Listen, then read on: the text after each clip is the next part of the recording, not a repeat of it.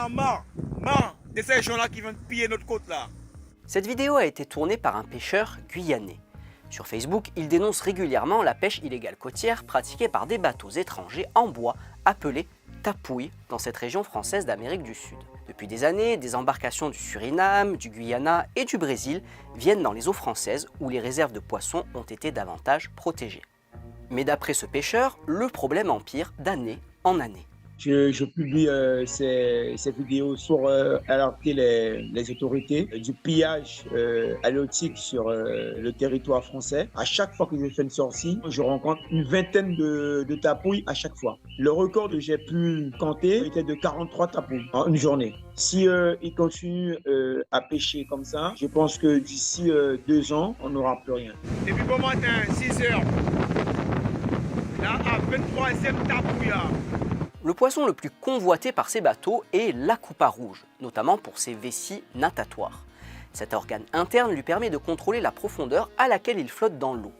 Elles sont vendues autour de 130 € le kilo en Guyane et entre 1000 et 3000 € sur les marchés asiatiques. Ces embarcations qui viennent en Guyane, elles pêchent souvent la nuit et se cachent en journée, notamment dans les mangroves. C'est ce qu'on voit dans cette vidéo diffusée par un pêcheur originaire du Guyana et basé au Suriname, d'après les photos qu'il publie sur TikTok. Par rapport à la flotte guyanaise, ces bateaux utilisent souvent des filets plus longs avec des mailles plus étroites.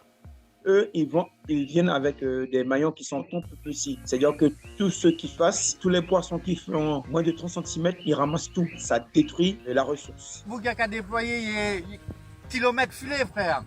Là, on voit une tortue qui est morte, coincée dans les filets des tapouilles qui viennent du Suriname ou du Guyana. C'est la conséquence des longs filets. Victimes de captures accidentelles, les tortues luttes qui viennent pondre sur les plages guyanaises ont vu leur nombre diminuer de 95% en 20 ans, selon le WWF.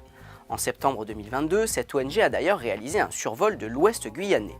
Elle n'a aperçu ni tortues marines ni dauphins, une première depuis qu'elle surveille la zone. Cette pêche illégale, elle est la conséquence directe d'un phénomène de surpêche dans les eaux des pays voisins qui s'est déplacé au sein des eaux françaises de Guyane au cours des dernières années. Notre rédaction a contacté le représentant de l'Organisation des pêcheurs du Suriname. Il assure que les embarcations illégales en Guyane française proviennent majoritairement du Guyana. De son côté, son homologue du Guyana estime que les bateaux de son pays se rendent rarement en Guyane française. For one, the reason is that it's too far away. The amount of time it would take you for drive about 4 days to go to French Guiana to fish.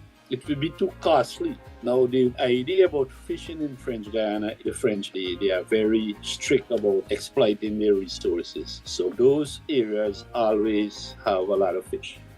Selon les pêcheurs guyanais, à court terme, il faudrait davantage de moyens aux frontières pour empêcher l'arrivée des bateaux étrangers dans les eaux françaises et des sanctions plus fortes à leur encontre.